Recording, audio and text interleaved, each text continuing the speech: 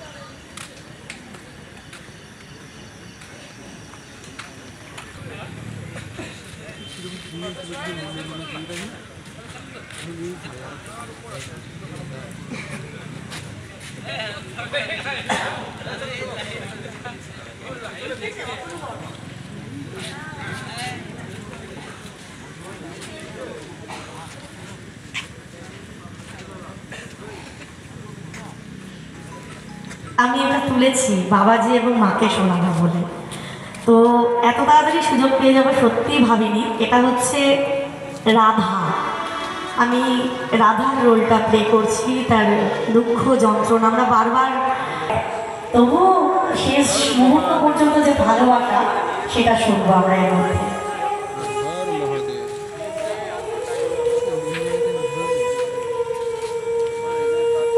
রাধা একক অভিনয়, আমি বন্ধু মুখোপাধ্যায়।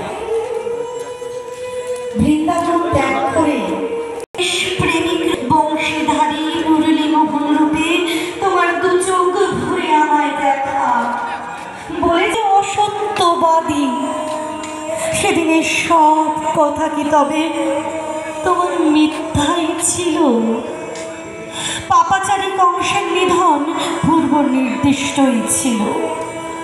মল্লযুদ্ধে জয়ী তোমাকে নির্বাসনের মথুরায় শান্তি রাজ্য প্রতিষ্ঠার পরেও হে কৃষ্ণ তুমি বৃন্দাবনে ফিরলে কই?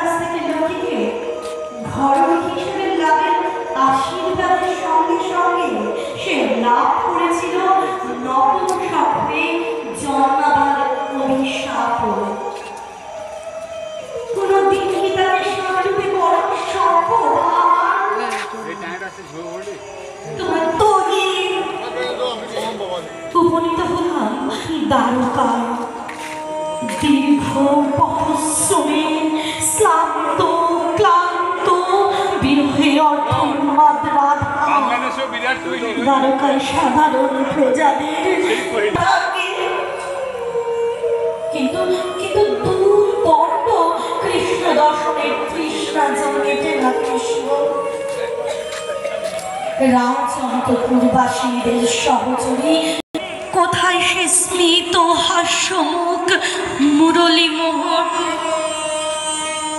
প্রাসাদের রাজ মর্যাদায় যে দ্বারকেশ্বর কৃষ্ণ, সে বহু দূরে ভগ্ন মনে সরে এলাম সে প্রাসাদ থেকে, যেখানে বিত্ত বৈভব আছে কিন্তু কিন্তু সেই কৃষ্ণ নেই, সেই কৃষ্ণ প্রেম নেই। অযত্নে অবহেলা জানতে চাইলে আমি কি চাই? এই নাকি তুমি অন্তর্যামী? তুমি জানো না সারাটা জীবন ধরে রাধা যে একমাত্র তোমাকেই চায়।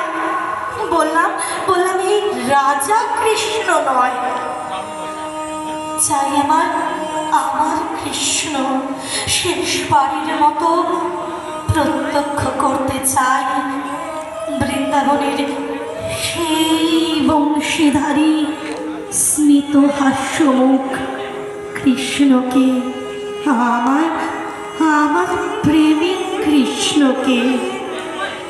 বহু যুগ পর তুমি এলে বংশীধারী, বাঁশিতে সেই সুর যা চোখের কোণ দিয়ে গড়িয়ে পড়ল রাধা। সে অশ্রুতে কতটা পাওয়া, কতটা না পাওয়া, কতটা